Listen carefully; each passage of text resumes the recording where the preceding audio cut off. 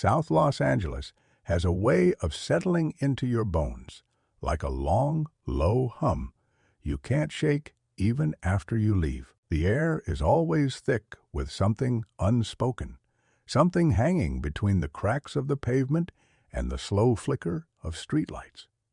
It is a place where shadows don't wait for nightfall. They live here, they breathe here, and for a long time, those shadows hid a man who moved through the city as quietly as a passing shiver.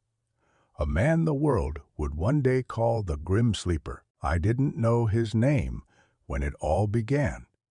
None of us did. Back then, in the mid-1980s, I was still a young detective, tired-eyed and overeager, walking beats through alleys where broken needles glittered like cruel decorations under streetlights. South Los Angeles was drowning in crack cocaine, in turf wars, in desperation, and the city government was busy bandaging one wound while 3 more opened. It was chaos, the kind that numbs you if you stare too long, and it was inside that chaos that the first body appeared. I still remember the call. Female, black, early 30s, found in an alley behind Western Avenue. A single gunshot wound to the chest.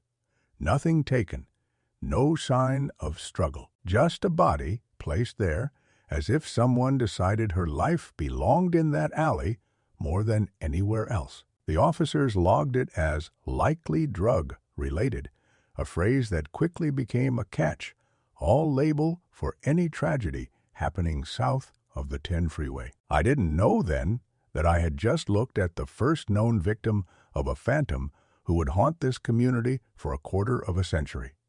The second body surfaced just weeks later. Same type of victim, same style of killing, same disregard for the value of a human life. When the third appeared, I remember standing there, my hands on my hips, the stale stink of garbage filling the alley, and thinking, whoever's doing this, he's hunting. But nobody was ready to call it that. In those days, the word serial had a certain weight to it, a weight people didn't want to acknowledge, especially not in an already battered neighborhood. If you said there was a serial killer on the loose, you were also admitting the city wasn't safe, that the system was failing, that the people dying poor, addicted, marginalized deserved a level of attention they weren't getting. The truth was ugly, and nobody wanted to stare at it yet. But I kept paying attention because something about the killings didn't sit right with me. The shooter used the same small-caliber handgun. The shots were precise, deliberate. The bodies were dumped in locations close to one another, almost like the killer didn't feel the need to run far. He wasn't panicked. He wasn't sloppy. He was comfortable. And that meant he was local. I walked those alleys countless nights, tracing his steps. At times I felt like I could feel his presence just out of sight, hiding in the quiet, watching with cold patience. The men on the corners didn't talk. The women working the night shift kept their stories short. Everyone had learned to mind their business. In South Los Angeles, survival often meant silence. And silence was the perfect camouflage for a man like him. Between 1985 and 1988, the bodies kept coming. Not every month, not every month, not every week, but with a consistency that grew unmistakable. Still, the cases sat at the bottom of stacks in crowded precinct offices. Evidence spoiled. Tips went nowhere. Reporters didn't chase the stories because no newspaper wanted another article about one more dead black woman from South La. Those women weren't invisible, but they were treated as if they should be. Then suddenly it stopped. No bodies, no patterns, no signs. The killings simply vanished from the landscape as if the ghost had slipped through a crack in the earth and disappeared. In the years that followed, officers retired. Files were boxed. Families mourned quietly because nobody expected justice. As for me, I kept one small folder at the back of my cabinet with the few notes I had written. Something told me the story wasn't finished. I just didn't know how right I was. When the year 2002 rolled around, and I heard about a woman found in a dumpster with a familiar wound in her chest, my breath caught. The feeling hit me like a cold wave. 14 years since the last known killing, and now, without warning, the grim sleeper had returned. That was the moment the nickname was born. Reporters, desperate for a headline, latched onto the idea of a killer who'd been asleep for more than a decade. But that idea was wrong. Killers like him don't sleep. They wait. They adapt. They blend in until the world forgets their shadow. I visited the new crime scene myself.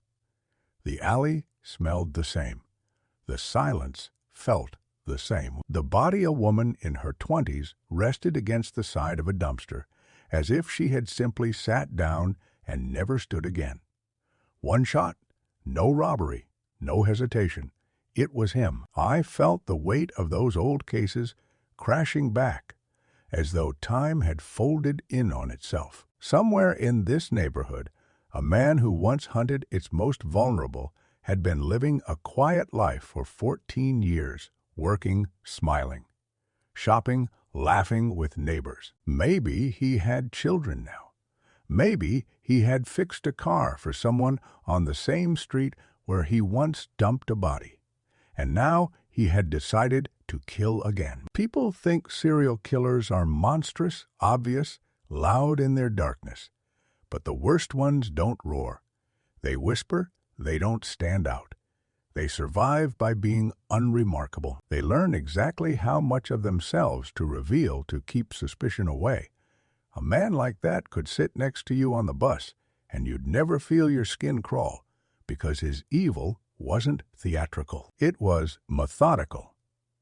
Between 2002 and 2007, more women died. Same pattern, same alleyways, same quiet echo of a gunshot swallowed by the night. I remember attending briefings where younger detectives looked puzzled at the files, unable to grasp why nobody had cracked the case earlier. I didn't tell them. That part of me already knew the answer. Back then, society didn't fight for these women, so the monster who hunted them never had to face any real pressure. One night in 2007, everything changed. A woman who was shot by the killer managed to escape. She ran bleeding, screaming, banging on doors until someone finally opened one. She survived. She described the killer as a middle-aged black man driving an orange or rust-colored car. It wasn't much, but after more than 20 years of darkness, it was the first solid thread. I followed it as if it was the only light left in a tunnel. The investigation grew. Forensic science had evolved. Old samples were tested with new techniques. And in 2010, something happened that felt like fiction. A DNA search didn't match the killer, but it matched his son. A partial match, meaning the suspect was a close relative of someone already in the database. The man's name was Lonnie David Franklin, Jr. When we approached his house, it was a quiet street. His neighbors waved. Kids rode bicycles. Franklin himself was described as polite, helpful, the kind of man you ask to fix something mechanical. But when we served the warrant and stepped into his garage, the breath left my chest. Hundreds of photographs. Women in alleys, women in cars, women drunk, high, laughing, unconscious. Women in the exact same neighborhoods where bodies had been found. Many of those women were never reported missing. Some were never identified. I looked at those photos for hours. I studied his face in old pictures, a man blending effortlessly into the fabric of the community he preyed upon. There was nothing in his expression to hint at the depth of what he'd done. That was the most chilling part. When we arrested him, he showed no fear, no surprise, no anger. He simply watched, as if the moment had always been inevitable. He barely spoke during trial, barely blinked when the victims' families read statements. His silence was not guilt or remorse. It was the same silence that had shielded him for decades. The first part of this story, the chapter you've just walked through with me, isn't just about a killer. It's about a community abandoned, a system stretched thin, a truth ignored until it was too late for far too many. And as I look back, I realize the grim sleeper didn't hide in darkness. He hid in plain sight. This is Miller Files, and this is only the beginning.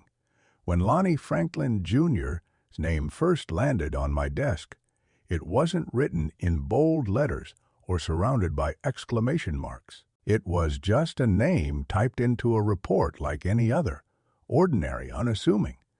A name you'd skip over unless someone told you it mattered. But I had been chasing a ghost for more than 2 decades, and ghosts don't leave relatives in DNA databases unless they're made of flesh and bone. The moment I saw that partial match, something inside me settled with a quiet certainty. If the son was in the system, the father was close. And if the father was close, then the grim sleeper wasn't some myth people whispered about. He was here, living, breathing, and hiding in plain sight. The next steps demanded patience, the kind of patience that eats at you slowly. We needed evidence that couldn't be denied. We needed something that tied Franklin to the killings beyond theory or instinct. So, for weeks, my team and I observed him from a distance. He lived on a quiet, sun-faded street in South Los Angeles. Kids played on the sidewalks. A woman watered her plants every morning at 7. A mailman who'd worked the route for 20 years waved as he passed. And in the middle of that neighborhood life, Franklin walked in and out of his home, like a man who had never once taken another human life. He fixed cars in his driveway. He talked to neighbors without looking over his shoulder. He attended community gatherings. He lived as if the years between 1985 and 2007 were nothing more than a faded chapter in someone else's life. Watching him, I felt something I rarely feel on a case, conflict, because nothing about him matched the monster I had been hunting. Not his posture, not his expression, not even the rhythm of his day-to-day life. He wasn't a drifter. He wasn't violent in public. He wasn't the kind of man people instinctively avoided. If anything, he was invisible in the way only ordinary men can be. I remember one afternoon when Franklin stepped out to throw trash into a large blue bin. I watched from across the street as he walked back to his house. His steps were steady, unhurried, even relaxed. A mechanic from down the block shouted something friendly, and Franklin laughed. A sound so normal, it felt almost surreal to hear it. But when he turned to go back into his home, something shifted in his face. The smile faded before he reached the door. His expression emptied, drained of warmth entirely. And for a brief second, I saw a version of the man I had imagined for years. Cold, calculating. Detached, it wasn't enough to act on, but it was enough to keep me awake at night. To arrest him, we needed his DNA, but getting DNA from a suspect without tipping him off requires a level of creativity that feels almost criminal in itself. Some detectives wait for a discarded cup or cigarette. Others set traps. In Franklin's case, we followed him to a small pizzeria one afternoon. He ate alone. Pepperoni slice, large soda. When he finished, he wiped his mouth, stood up, and walked out, leaving behind a red plastic tray with a crust of pizza and a straw still wet from his lips. As soon as he turned the corner, one of our undercover officers walked in and collected everything. When the results came back, there was no confusion, no ambiguity. The DNA from that soda straw was a perfect match to the DNA found on multiple victims, dating back to the 1980s. Lonnie Franklin Jr. was not a theory anymore. He wasn't a whisper anymore. He wasn't a maybe. He was the grim sleeper. The morning we moved in to arrest him, the sky was strangely clear, almost unnaturally blue. We approached the house quietly, not with the rush and force you see in movies, but with the somber caution of people who know that the moment the door opens, a chapter of history will close. Franklin answered the door himself. He wore a simple t-shirt, holding a wrench in one hand as though he had been fixing something just moments before. He didn't run. He didn't argue. He didn't ask why. He simply stared at us with the stillness of a man who had spent decades preparing for this exact day. Inside his home, we found nothing unusual at first glance. A modest layout, photographs of family, tools neatly arranged in the garage, a box of old car parts. Everything looked like a life lived quietly, predictably. But then we reached the corner of the garage where a small cabinet sat. Inside were photographs, hundreds of them, women in alleys, women on couches, women leaning into cars, women unconscious or barely awake. Some photos were old and yellowing. Others looked as if they were taken just months before. The silence in that garage was suffocating. These weren't trophies in the traditional sense. They weren't items kept to memorialize a kill. They were something else entirely. They were evidence of a man who collected vulnerability, a man who treated women not as people, but as objects he could return to whenever he pleased. Many of the faces in those photos were never connected to missing person reports. Some were never identified at all. I remember holding one of the photographs, a woman with tired eyes, smiling faintly at the camera. There was nothing glamorous about the shot. Nothing posed, just a woman who probably thought she was sharing a harmless moment with a friendly stranger. I still wonder if she ever realized she was looking into the eyes of a killer. After the arrest, the neighborhood changed its tone. Neighbors who once waved at Franklin now stared at his empty driveway with disbelief. I spoke to one man who said Franklin had fixed his engine 3 times over the years. Another said Franklin had attended a birthday barbecue on the same street where police had once found a body. One woman told me she never felt unsafe around him, that he always spoke to her children kindly, and in their voices I could hear the unraveling of a truth people never want to face. Evil doesn't always wear a recognizable mask. Sometimes it wears the face of the man who lends you a tool or returns your mail. As we prepared the case for trial, the weight of the evidence grew heavier with each passing day. And so did the questions. How could a man kill for so long in a community that saw him every single day? Why didn't anyone connect the dots sooner? Why did it take decades for his victims to be acknowledged for me?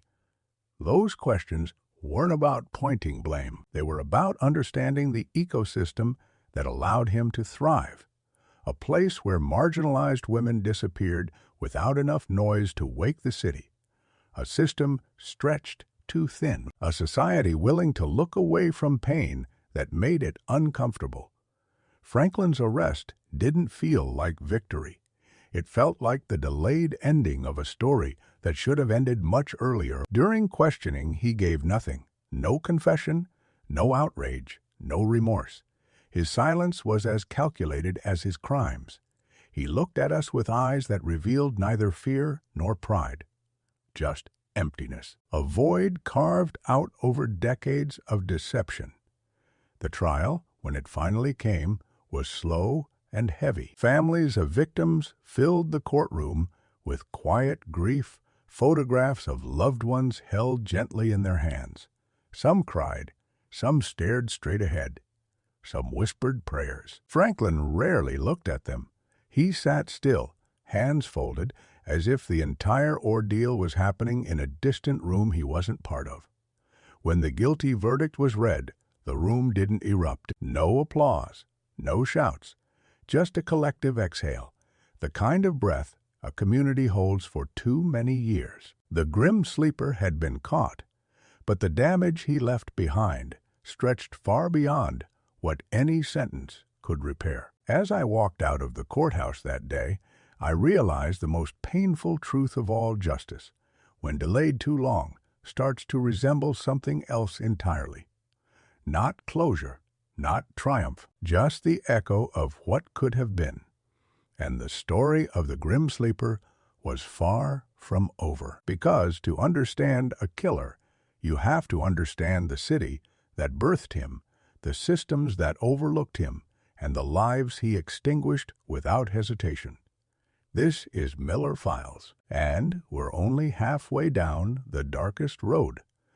There's a moment in every long investigation when the truth finally stops running. It turns around, looks you in the eyes, and forces you to face everything you missed along the way. With the grim sleeper case, that moment came long after Lonnie Franklin Jr. was in handcuffs, because catching him wasn't the end of the story.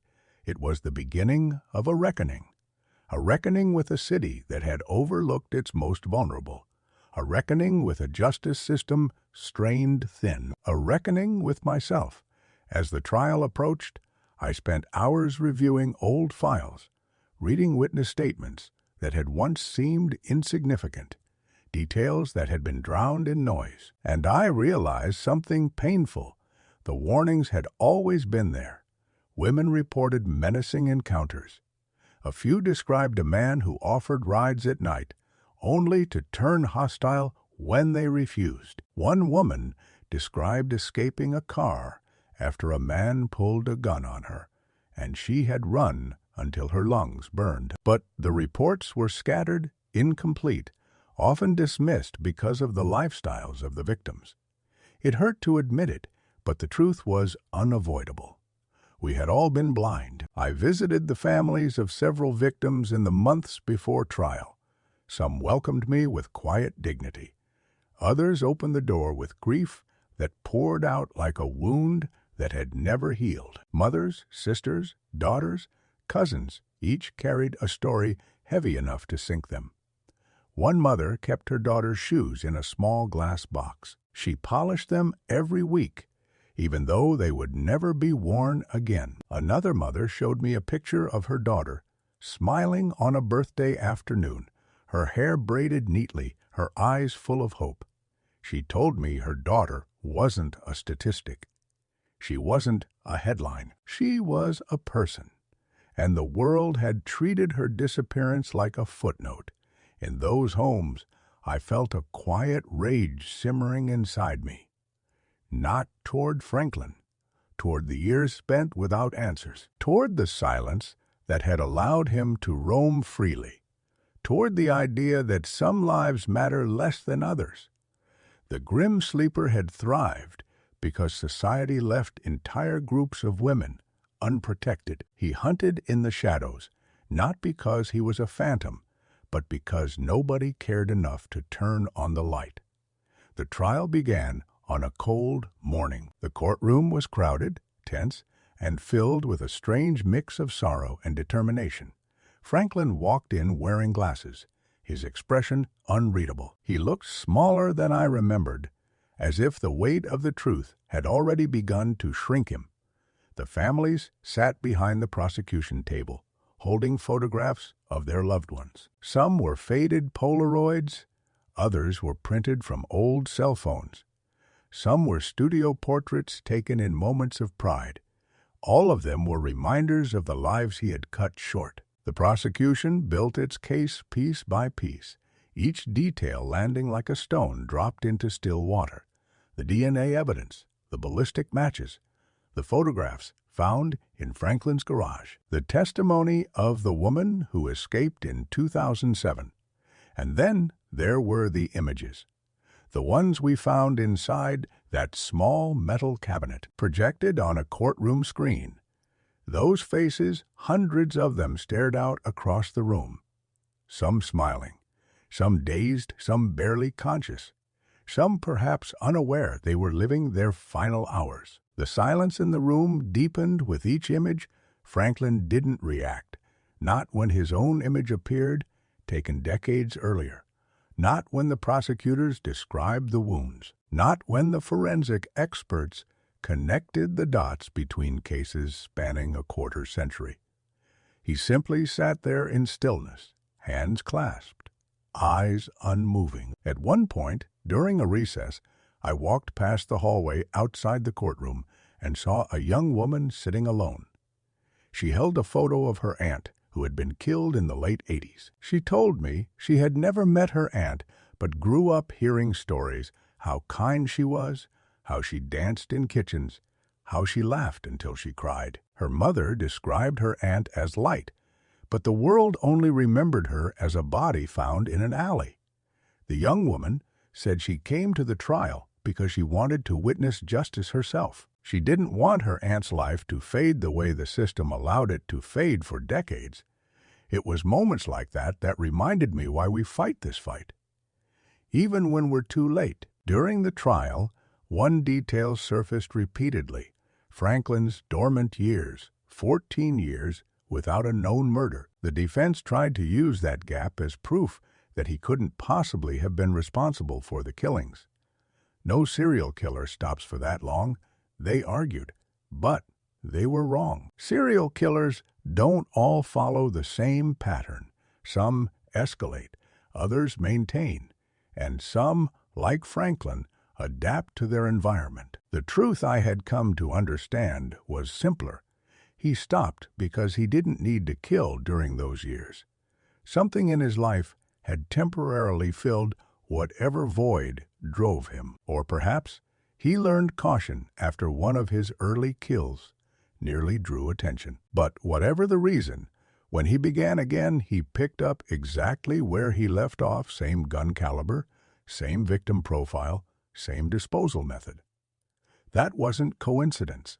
That was identity. The prosecution highlighted that point ruthlessly. They detailed how meticulous Franklin had been, how calculated.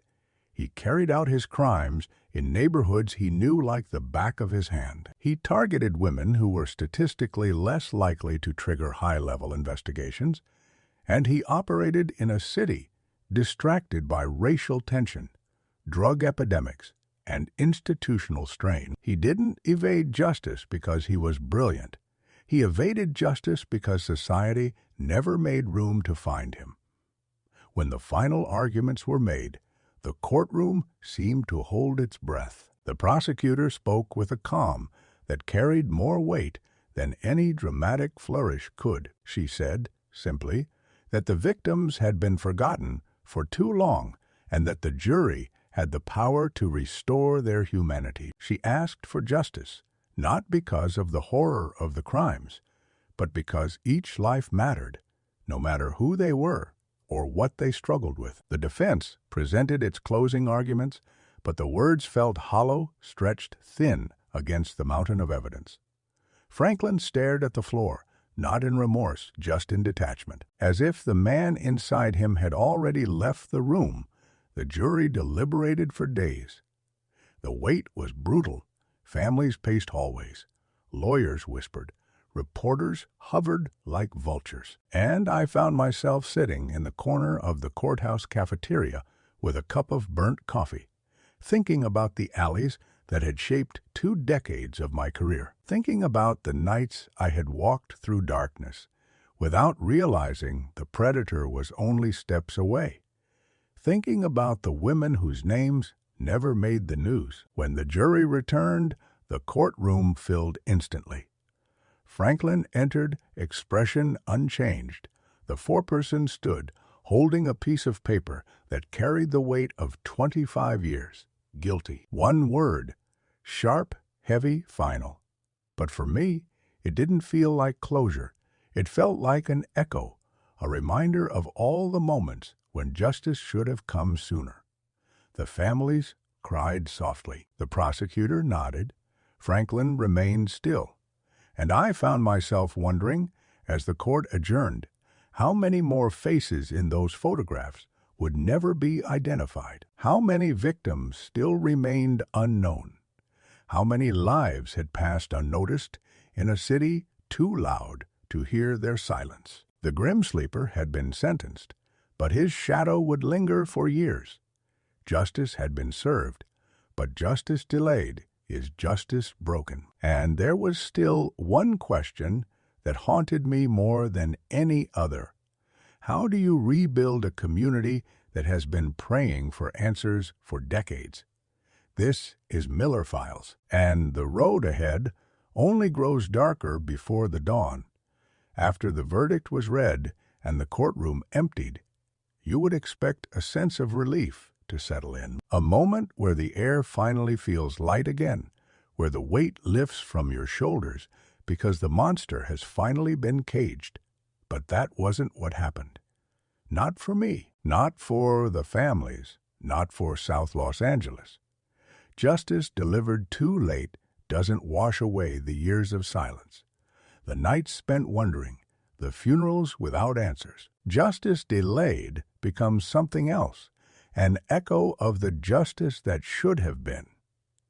In the weeks following the conviction, I returned to the neighborhoods where the grim sleeper had hunted. I walked those same alleys again, not as the detective chasing a ghost, but as someone trying to understand the aftermath. The city looked the same: cracked pavement, dim streetlights, apartments with peeling paint, the distant hum of traffic, but something within it had shifted. People nodded to me in a way that suggested they knew why I was there, even if they never said it out loud.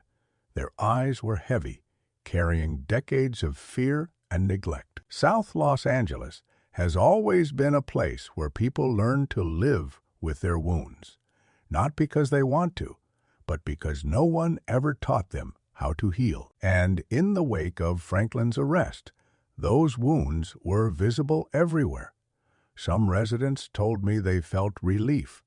Others felt anger. But the most common reaction was exhaustion, a kind of emotional fatigue that comes from carrying trauma for too long without recognition. I spoke with a woman who had lived on the same street as Franklin for 15 years. She stood on her porch, arms crossed, staring at the empty house where he had once lived. She told me she had trusted him. He helped her carry groceries. He fixed her fence. She said she felt betrayed not just by him, but by herself, because she hadn't seen it coming. I told her the truth. None of us had. Monsters don't always scream. Some whisper, some smile. Another day, I visited a corner store where Franklin used to buy his cigarettes. The owner remembered him vividly. A quiet man who paid in cash, joked lightly, never made trouble. The owner shook his head as he told me, "You think you know someone. Turns out you only ever know the part they let you see." It was a sentiment that echoed through the entire neighborhood, a haunting reminder that the face of evil often looks ordinary. But the deepest scars weren't found in the community at large. They were held by the families. The verdict may have given them answers, but answers aren't the same as closure. Closure requires time, healing. And healing is difficult when you're forced to carry memories shaped by violence. One mother invited me into her home weeks after the trial. She wanted to thank me for not giving up on the case. She brewed coffee, set it on the table, then sat across from me with a quiet resolve. She said she had spent years feeling like the world didn't care about her daughter, that the city had forgotten her, that the system had given up before it even began. Hearing her say it felt like someone twisting a knife I had been ignoring for years. I told her something I rarely say out loud. Sometimes justice isn't enough, because justice can't rewrite the past. It can only expose it. She nodded slowly. She told me that at night she still dreamed of her daughter as a little girl, running barefoot in the yard, laughing, her hair catching sunlight. And every morning she woke up and remembered that her daughter died alone in a dark alley because someone chose her as prey. No verdict can erase that. I left her house with a heaviness I couldn't shake. In the midst of all this, another conversation began to surface, a discussion about the victims whose names we still didn't know. There were women in Franklin's photographs who had never been identified. Women whose disappearances may never have been reported because they had no family left or because they lived on the margins of society. Women whose lives were swallowed whole by a city too busy, too overwhelmed, or too indifferent to notice. One evening, I sat in my office with the stack of unidentified photos spread across my desk. Faces stared back at me, some tired, some cheerful, some blurred by time or cheap film. I wondered how many more victims there were. How many stories would remain untold? How many families would never know what happened? The official count may have been 10, but I knew in my bones that the real number was much higher. The grim sleeper didn't leave trophies. He collected moments, small, fleeting fragments of the lives he touched before extinguishing them. The district attorney's office asked me to join a task force dedicated to identifying the women in those photos. It wasn't an official requirement. There was no mandate, just a moral obligation, the kind that keeps you awake at night if you ignore it. I agreed without hesitation. Our work began with the oldest photos, some taken decades before digital archives existed.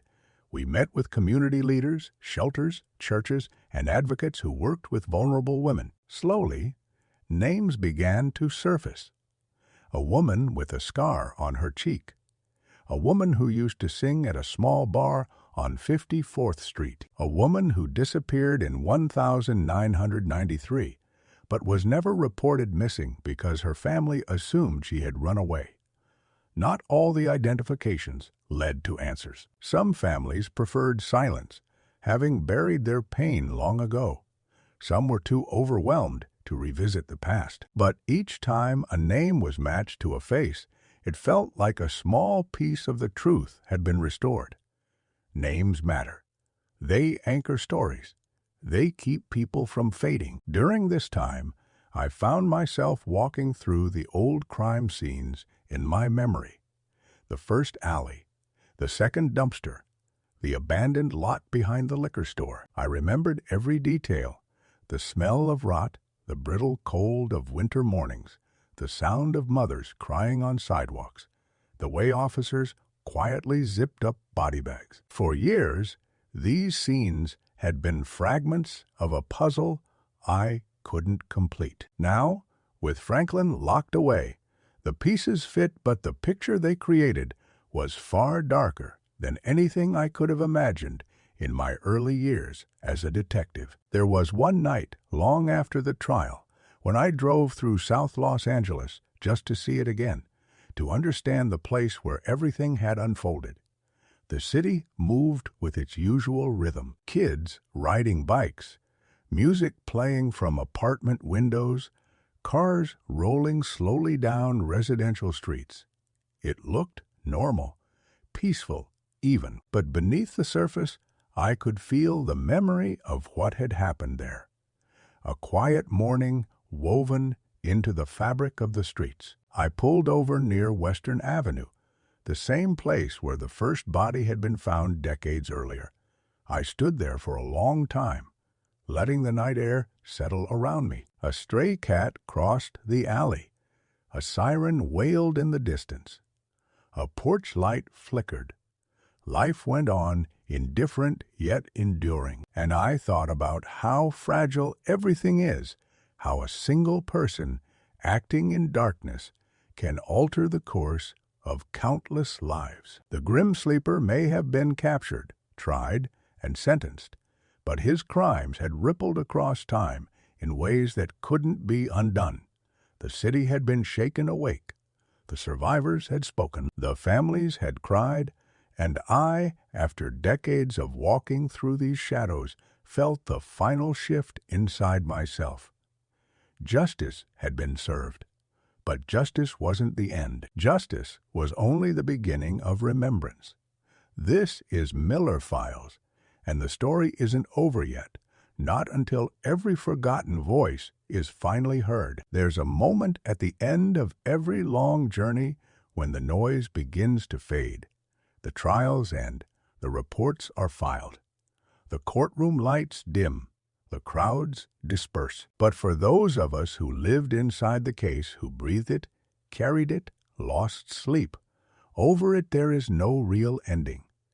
There is only reflection, and reflection is often the quietest, yet heaviest, part of the story. After Franklin's conviction and the unraveling of the truth behind his crimes, I found myself walking through the pieces of the past like a man revisiting a battlefield, long after the fighting has stopped. The echoes were still there, in the alleys he used, in the faces of the families, in the evidence rooms holding boxes of pain sealed with tape and numbers, in the memories of officers who had retired, some believing they had failed, some never knowing how close they had come to the truth. In the months that followed, I often found myself returning to the case files, not because I needed to, but because something inside me refused to let go. Investigations like this don't leave you. They cling to you like a shadow. You learn to live with them, but they never truly fade. There was one photograph among the evidence that I kept returning to. It was simple, a dimly lit alleyway, taken late at night, the outline of the dumpster where one of the early victims had been found barely visible through the grainy black and white print. Nothing about the picture was extraordinary, but every time I looked at it, I felt something shift inside me. Maybe it was the memory of being there decades ago, standing in that cold silence. Maybe it was the weight of knowing what that place had witnessed. Maybe it was the reminder that the darkness doesn't appear suddenly. It grows quietly over time, feeding on neglect. As the task force continued their work identifying the women in Franklin's photographs, we slowly built a map of lives interrupted. Each name that surfaced carried with it a story, a family, a set of hopes that had once existed before being snuffed out. Some families thanked us silently through tears. Others simply nodded as if to say, "We knew this day would come," and some could not bear to confront the truth at all. Pain manifests differently depending on the heart that carries it. One afternoon, I visited the office where all the unidentified photos were kept. Rows of binders lined the shelves. The task force lead told me they had managed to identify a few more faces, but many remained nameless. I flipped through another binder, stopping at a picture of a woman leaning into a car window, her smile faint but real. I asked if anyone had come forward for her. The answer was no. Just like so many others, she lingered somewhere between memory and anonymity. Her face stayed with me for days. The question that haunted me through all of this wasn't how many women Franklin had killed. It was how many he had erased. How many stories had been stolen from history before they were ever written? How many voices had been swallowed by streets that no one listened to? In quiet moments, I thought about the early days of the investigation, the late nights walking alone under flickering street lamps, the sound of distant sirens, the weight of not knowing. I thought about how easily the truth could have been lost forever, if not for advances in DNA science, if not for the woman who escaped in 2007, if not for a son's DNA entered into a database by chance. The case was not solved through brilliance. It was solved through perseverance, luck, and the relentless weight of time. Justice, in this case, felt less like a straight line and more like a jagged path carved through decades of neglect. But even after Franklin's arrest, there was a lingering truth that few people wanted to confront. He was not the only danger hiding in plain sight. He was a symptom of a larger failure, a failure to protect those society often chooses not to see. As long as communities remain ignored, as long as marginalized women disappear without consequence, as long as silence is easier than action, men like Franklin will find room in the cracks to thrive. One evening, not long after the task force officially concluded its work, I sat in my car overlooking the city from a hilltop. The sun was setting, casting a red-orange glow across Los Angeles, making the whole city appear warm, almost peaceful. But I knew better. Beneath that beauty, there were still stories untold, still cases cold to the touch, still names waiting to be spoken.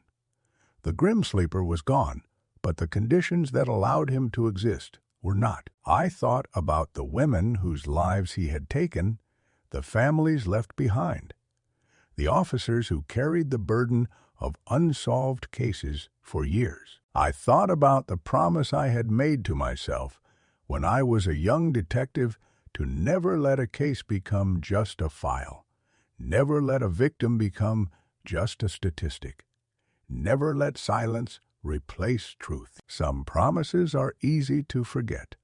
Others carve themselves into your bones. Before I drove away, I said their names out loud, the ones I remembered best. A small gesture, perhaps, but remembrance is made of small gestures, of refusing to let a story fade, of refusing to let darkness win by default. Even now, years later, the Grim Sleeper case remains a reminder of everything a city can fail at and everything it can still choose to repair. The case changed policies. It changed how missing person reports from marginalized communities were handled. It changed how DNA evidence was prioritized. It made the city confront its blind spots, not because it wanted to, but because it had no choice. A monster had lived among them for decades, and nobody saw him until it was almost too late. Franklin died in his prison cell in 2020. No final words, no confession, no remorse, just silence. Fitting, in a way, for a man who had hidden behind silence his entire life. Some people said his death brought closure. Others said it reopened wounds. For me, it simply marked the end of a chapter I had lived inside for far too long. But closure is not the purpose of the work I do.